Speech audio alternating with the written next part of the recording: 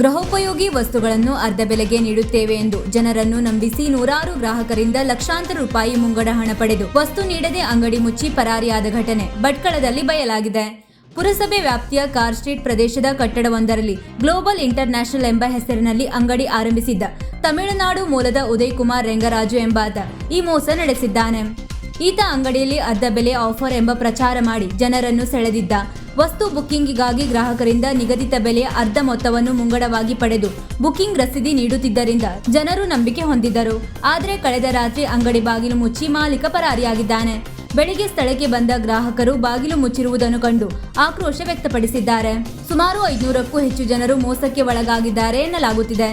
ವಂಚನೆಯ ಮೊತ್ತ ಲಕ್ಷಾಂತರ ರೂಪಾಯಿಗಳಷ್ಟಾಗುವ ಸಾಧ್ಯತೆ ಇದ್ದು, ಗ್ರಾಹಕರು ಸ್ಥಳಕ್ಕೆ ಸೇರಿಕೊಂಡು ತಮ್ಮ ಹಣ ಹಿಂತಿರುಗಿಸುವಂತೆ ಆಗ್ರಹಿಸಿದ್ದು, ಪೊಲೀಸರಿಂದ ತಕ್ಷಣ ಕ್ರಮ ಕೈಗೊಳ್ಳುವಂತೆ ಒತ್ತಾಯಿಸಿದ್ದಾರೆ. ಸ್ಥಳಕ್ಕೆ ಭಟ್ಕಳ ನಗರ ಪೊಲೀಸರು ಭೇಟಿ ನೀಡಿ ಪರಿಶೀಲನೆ ನಡೆಸಿದ್ದು, ಈ ಕುರಿತು ಪ್ರಕರಣ ದಾಖಲಾಗುವ ಸಾಧ್ಯತೆ ಇದೆ.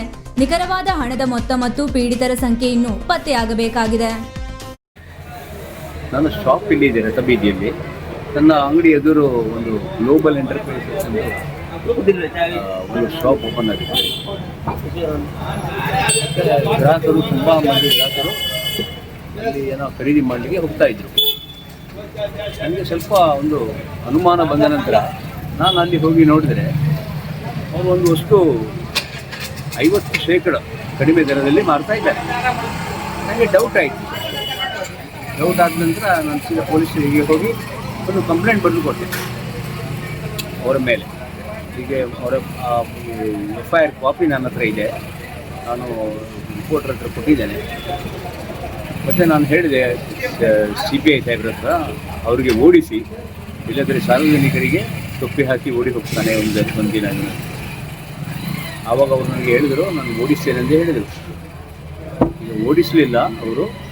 ಈಗ ಸುಮಾರು 1 ಕೋಟಿ ರೂಪಾಯಿ ಜಾಸ್ತಿ, 1 ಕೋಟಿ ರೂಪಾಯಿ ಹಾಕಿ ಈಗ ಓಡಿ ಹೋಗಿದ್ದಾನೆ.